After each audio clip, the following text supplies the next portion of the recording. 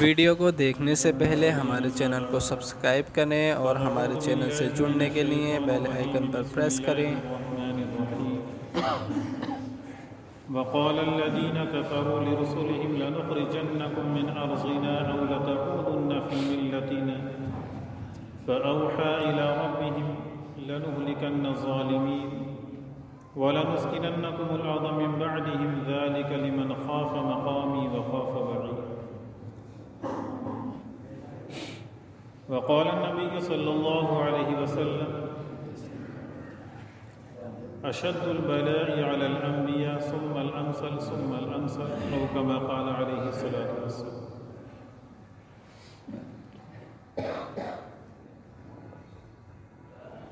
معزز و محترم سامعین کرام، قابل قدر پیارے بزرگوں اور عزیز نوجوان ساتھی،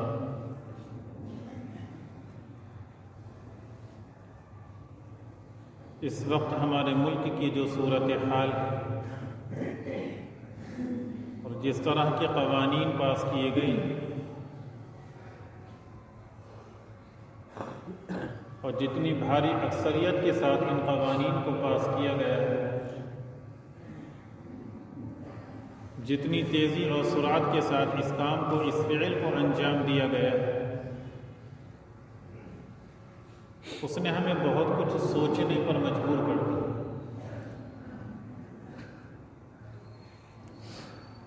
کہ وہ ملک، وہ سرزمین، وہ علاقہ جسے ہمارے بزرگوں نے بڑی قربانیوں کے ساتھ سینچا، مال اور جال فنا کر کے جس ملک کو چار چاند لگائیں، جس ملک کو ترقی کے اعلیٰ پیمانے پر انہوں نے پہنچایا، اس ملک کی ایک شناخت اور ایک پہچان پوری دنیا میں کرائی، اس ملک کی ترقی کے اندر جو رکاوٹیں تھیں ان رکاوٹوں کو دور کیا، ہر ممکن کوشش یہ کری کہ اس ملک کے باشندے پرسکون، امن اور سلامتی کے ساتھ اتحاد اور اتفاق کے ساتھ زندگی گزاریں، ایک دوسرے کے مذہب کا اس قدر کم سے کم اہتمام ہو کہ لعن طعن و تشنی شخصیات اور ذات کے اوپر نہ کی جائے، کسی کی مقدس کتاب پر اعتراضات بھونڈے انداز میں نہ کیے جائیں، کسی کی عقیدت سے کھلے طور پر کھلواڑ نہ کیا جائے۔ ان تمام باتوں کا ہمارے بڑوں نے اور ہم نے حتی الامکان خیال کیا ہے، لیکن اس کا صلہ جو ہمارے سامنے آ رہا ہے اس وقت، وہ اس معنی کر خاص طریقے سے سوچنے کا لمحہ ہے اور فکر انگیز لمحہ ہے کہ جو قوانین اس وقت پاس کیے گئے ہیں، بظاہر تو ان قوانین کو یوں ہی کہہ لیجئے کہ NRC اور کیب کا قانون پاس ہو چکا ہے، لیکن حقیقت یہ ہے کہ یہ ہماری نسلوں کے مستقبل کے بارے میں فیصلہ ہے۔ آئندہ آنے والی نسلیں، ان کا مستقبل کیا ہوگا، ان کا ایمان باقی رہے گا یا باقی نہیں رہے گا، وہ انسانی زندگی بھی جی سکیں گے یا نہیں، ان کے ساتھ ہمدردانہ سلوک برقرار رہے گا یا نہیں، ان کی کوئی اپنی پہچان اس ملک کے اندر باقی رہے گی یا ختم ہو جائے گی۔ یہ تمام باتیں ہیں جو اس قانون کے ذیل کے اندر ہمیں غور و فکر کی۔ اور ساتھ ہی آپ سے یہ بھی کہتا چلوں کہ جو بے چینی اور جو اضطراب اور جو قلق اور جو فکر مندی آپ کے اوپر سوار ہے، یقیناً ہونی چاہیے ہر مسلمان کو، کہ جس کے اندر ایمان کا شائبہ بھی ہے، ایمان کی ذرا سی حرارت اور چنگاری کی کوئی سلگتی ہوئی شمع اگر اس کے اندر جل رہی ہے، موجود ہے، تو اس کے لیے ضروری ہے کہ اس بارے میں غور و فکر کرے، اور جو لائے عمل ہمارے علماء، ہمارے اکابر، ہمارے اسلاف پیش کریں، بغیر کسی خوف و خطر کے، بغیر کسی قیل و قال کے، بغیر کسی اعتراض کے، بغیر اپنی عقلوں کو اس کے آگے چلانے کی کوشش کیے ہوئے ہمیں من وعن اسی انداز میں قبول کرنا ہے، خواہ اس کے اندر ہمیں کتنی ہی بڑی قربانیاں پیش کرنی ہیں۔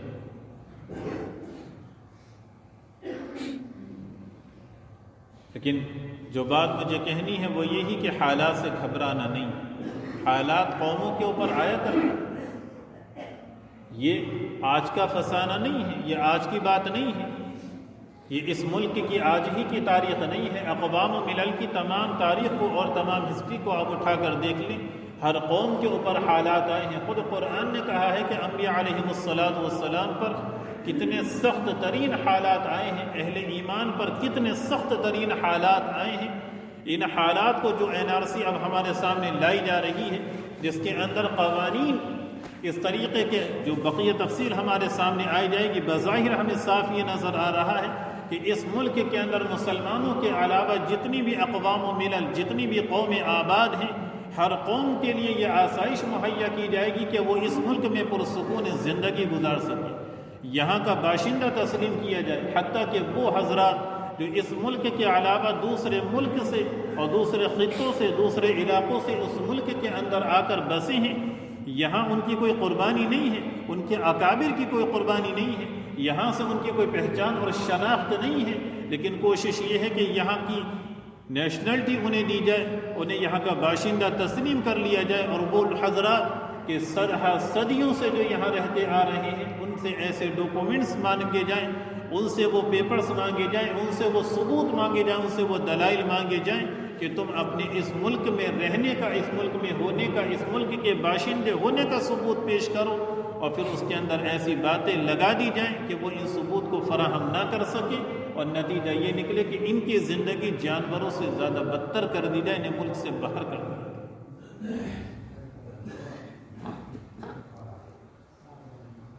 وقال الذين كفروا لرسلهم لنخرجنكم من ارضنا او لتعودن في ملتنا۔ قرآن ہمیں سمجھا رہا کہ تم یہ مت سمجھو کہ تمہارے ساتھ پہلی مرتبہ یہ حالات آئے ہیں، تم سے پہلی قوموں پر اس طرح کی باتیں نہیں آئی ہیں۔ اٹھاؤ قرآن اور دیکھو،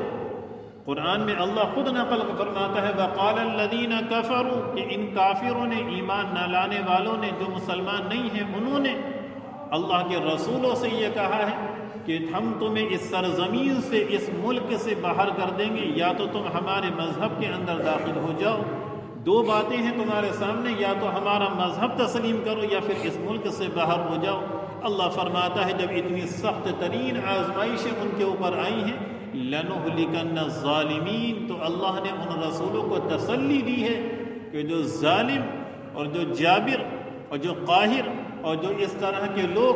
ایمان والوں کو ابتلا میں اور آزمائش میں مبتلا کر کے یہ چاہتے ہیں کہ انہیں سرزمین سے نکال دیا جائے، باہر کر دیا جائے، اللہ فرماتا ہے کہ میرے رسولو تم تسلی رکھو، ہم انہیں ضرور بھی ضرور ہلاک اور تباہ و برباد کر کے رکھیں۔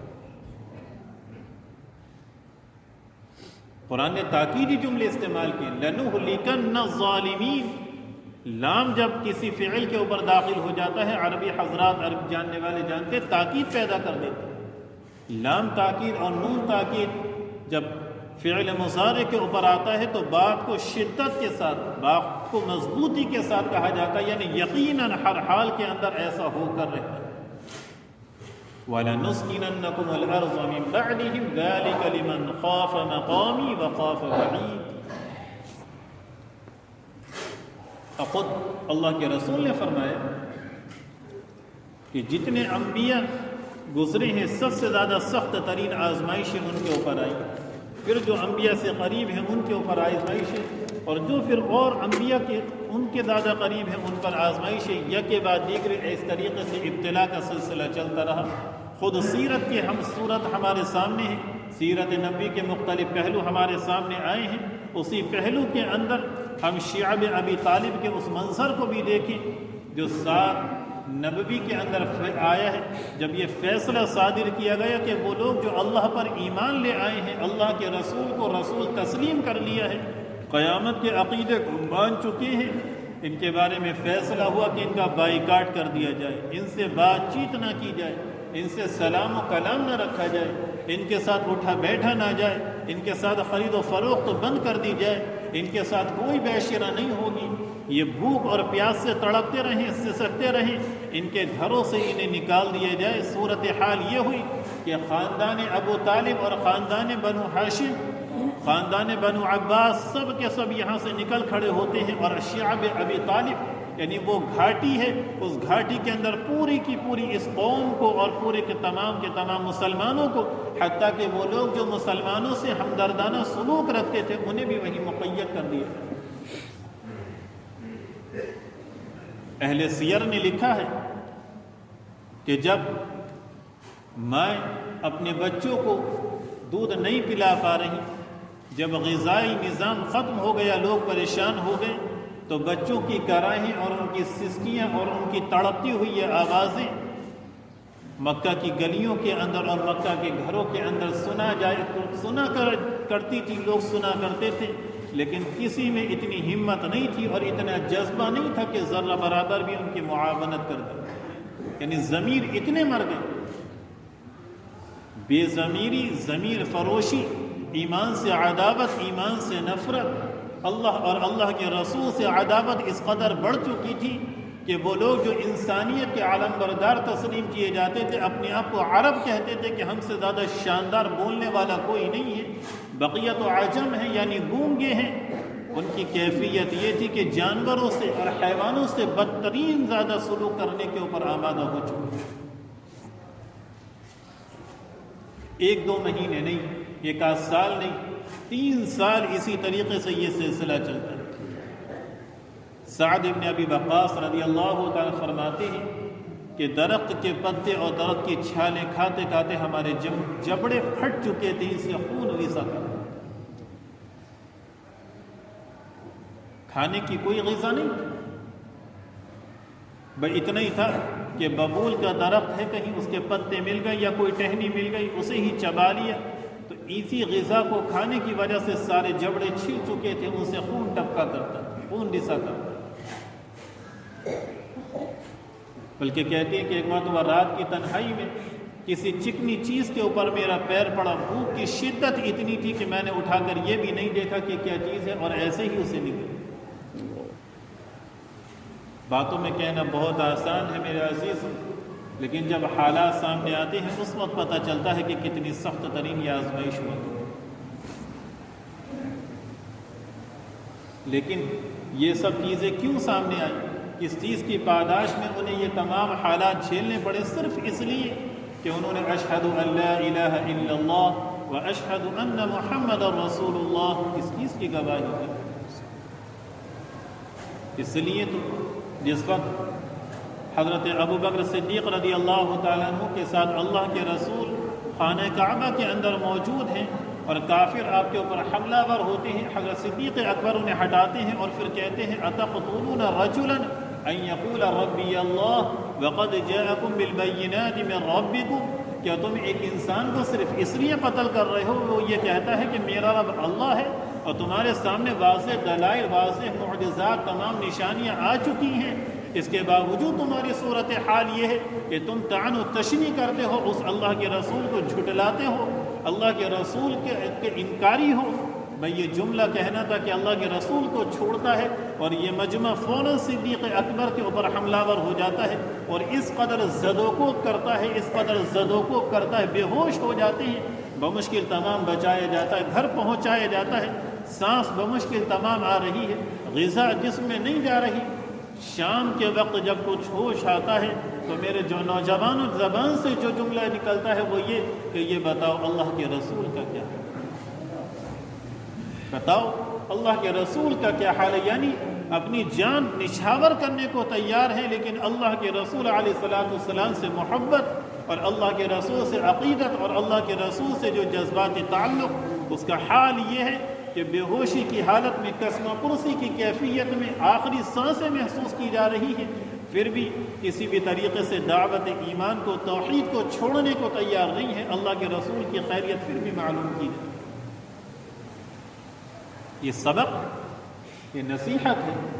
کہ حالات تمہارے سامنے آ جائیں، تمہارے سامنے یہ کیفیت آ جائے کہ بچوں کے پاس کھانے کو نہ رہے،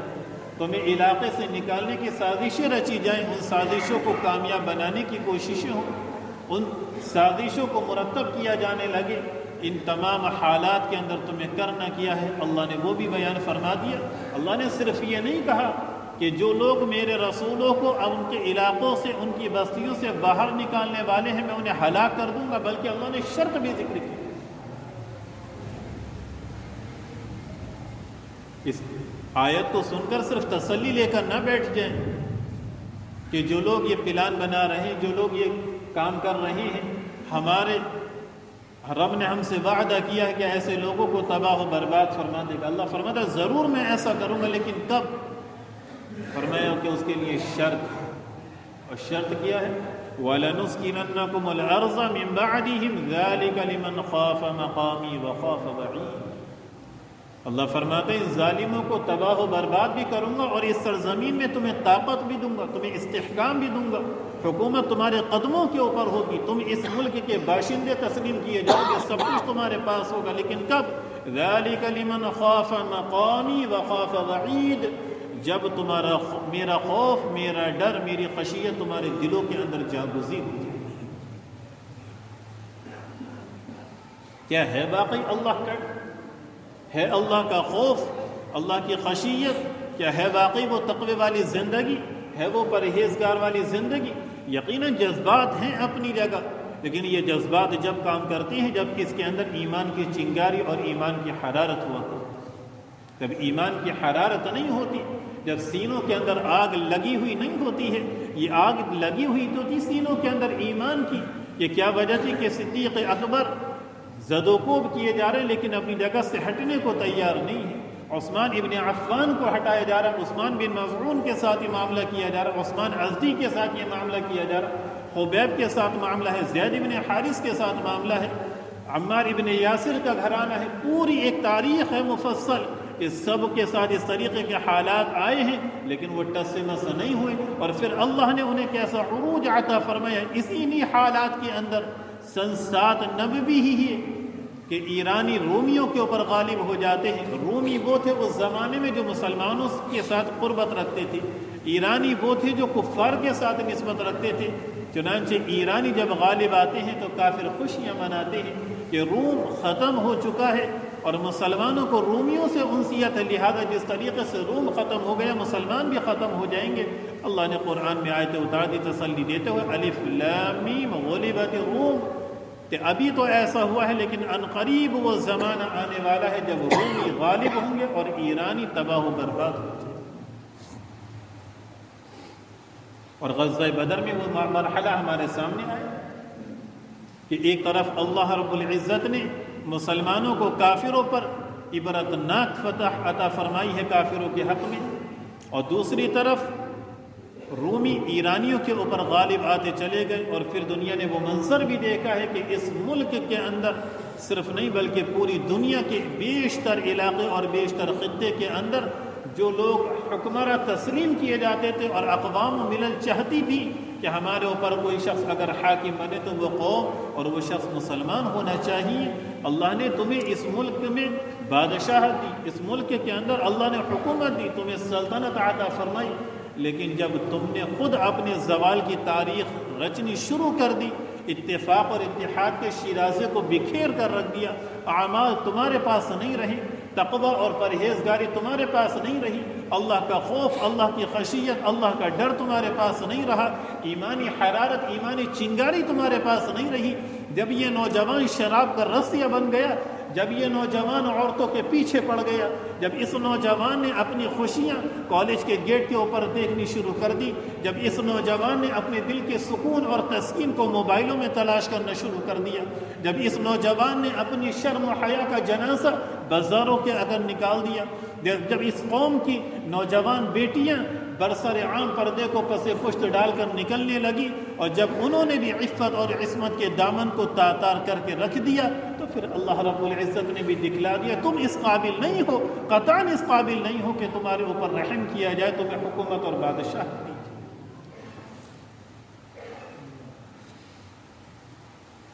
چاہتے ہیں حکومت، چاہتے ہیں سلطنت، چاہتے ہیں بادشاہت، اور اعمال کا حال یہ ہے کہ مسجد ویران اور خالی نظر آتا ہے۔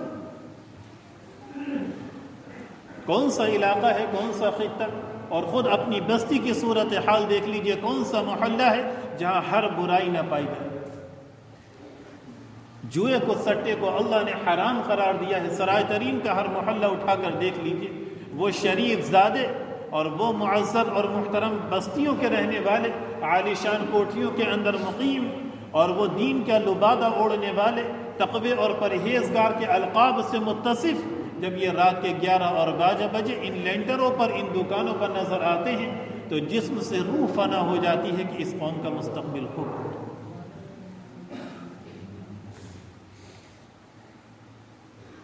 رات کے 1 بجے وہ نوجوان کبھی جو مسلح پر نظر آتا تھا، اللہ سے گڑ گڑا کر مانگتے ہوئے، عاجزی کا اظہار کرتے ہوئے، آج وہ ایسے موبائلوں میں خرافات میں لگا ہوا ہے، اس قدر خرافات کے اندر اسے اپنی بہن، بیٹی، ماں کا بھی امتیاز ختم ہو چکا۔ کیسا نشہ، کیسی شراب نوشی، کیسی عیاشی، کیسی مکاری، کیسا فریب، کس طرح کا جھوٹ، کیسی دغابازی، کیسا حسد، اور کس طریقے کا کینہ اور کپٹ، کس طریقے کا لعن طعن، دوسرے کی ذاتی زندگیوں کے اندر عمل دخل، خود کی کوئی فکر نہیں ہے، گھر زناکاری سے بھرے پڑے ہیں، گھر مکاری اور عیاری سے بھرے پڑے ہیں، فکر ہے تو صرف دوسرے کی عملی زندگی کے اندر، دوسرے کی ذاتی زندگی کے اندر دخل اندازی۔ میرے عزیزوں اور میرے بھائیوں، خدا کے واسطے اس سے زیادہ سخت ترین حالات سمجھانے والے آپ کے پاس کوئی نہیں ہے۔ نہ سمجھو گے تو مٹ جاؤ گے، اے ہندوستان والوں، تمہاری داستان تک نہ رہے گی داستان۔ اسپین کے حالات اٹھا کر دیکھو، چیچینیا کے حالات اٹھا کر دیکھو، زیادہ دور جانے کی ضرورت نہیں ہے، افغانستان، عراق، لیبیا، شام، سیریا، ان تمام علاقوں کے حالات اٹھا کر دیکھو، اتنی بڑی آبادی ہے، اتنی بڑی آبادی کہ جو پانی کے لیے ترستی ہوئی نظر ہے۔ کس چیز کا دکھڑا روئے، کس چیز کو کہا جائے، کس چیز کو چھوڑا جائے، کیسے سمجھایا جائے، کس انداز میں، کن الفاظ کے ساتھ، کس جذبے کے ساتھ۔ عقلیں بھی اب حیران ہو چکی ہیں، ایسا لگتا ہے کہ ساتھ چھوڑ چکی ہیں کہ اب کوئی طریقہ نہیں رہا کہ اس قوم کو سمجھائے۔ خدا کے واسطے میرے عزیزوں، میرے نوجوان بھائیوں، سمجھو حالات۔ ان علماء سے باتیں اور گفتگو ہوئی ہیں، ان کی فکریں اور ان کی کڑھن اور ان کی تڑپ ایسی قابل دید ہوتی ہے کہ حیران ہیں، سرگردہ ہیں، پریشان ہیں، فکر مند ہیں، سمجھ میں نہیں آتا کہ ان حالات سے نبٹنے کے لیے کون سا لائحہ حمل تیار کیا جائے، کون سی تدبیریں کی جائیں، کیا طریقہ کار اختیار کیے جائیں۔ باتیں سر کے اوپر منڈلا رہا ہے، پوری طریقے سے آفت تیار ہے، پلاننگ ہو چکی ہے، ملک کو تباہ برباد کرنے کے لیے، ملک سے مسلمانوں کا اور ایمان کا خاتمہ کرنے کے لیے، اس ملک کو اسپین اور اندلس جیسی صورتحال بنانے کے لیے، جہاں ماں، بہن اور بیٹیوں کو ننگا کر کے بازاروں میں کھڑا کر دیا گیا، یہ لیبل لگا کر کے ہر ایک کے لیے فری ہے، جہاں چھوٹے چھوٹے بچوں کے سروں سے بدن سے جدا کر کے فٹ بال کھیلی گئی ہے، جہاں پر باپ اور بیٹے کو کھڑا کر دیا گیا کہ ایک دوسرے کو گولی مارو، جو پہلے گولی مارے گا دوسرا بچ جائے گا، جہاں پر بھائی بھائی کو بکھیر دیا گیا، جہاں کی عالی شان مساجد کے اندر شراب کے اڈے بنا دیے گئے، جوئے کے اڈے بنا دیے گئے، مدارس کو قہوہ خانوں کے اندر تبدیل کر دیا گیا، وہاں کی مسجدیں ویران ہیں، وہاں کے مدارس ویران ہیں، وہاں کوئی اللہ کی صدا بلند کرنے والا نہیں ہے، کوئی کلمہ پڑھنے والا نہیں ہے۔ اگر ہم نہیں سدھرے، ہماری طبیعتوں کے اندر کوئی تبدیلی نہیں آئی، ہماری معاشرت نہیں بدلی، ہمارا کلچر، ہماری تہذیب نہیں بدلی، ہم نے اگر ایمان کو اپنے سینوں کے اندر نہیں جلایا اور اسی چنگاری کو، اسی حرارت کو لے کر نہیں کھڑے ہوئے، باطل سے کے سامنے سینہ سپر ہو کر نہیں کھڑے ہوئے، اگر اسی خوف کے اندر جیتے رہیں، اسی ڈر کے اندر، اسی بزدلی کے ساتھ، اور صرف یہ سوچتے ہوئے کہ میرے پاس تو ڈاکومنٹس ہیں، میرے پاس تو اسباب ہیں، میں بچ جاؤں گا، میرے پاس تو فلاں طاقت ہے، فلاں منسٹر سے میرے تعلق ہے، خدا کی قسم اس سوچ کے ساتھ کوئی نہیں بچ سکتا۔ انہوں نے تو میر جعفر کو نہیں بخشا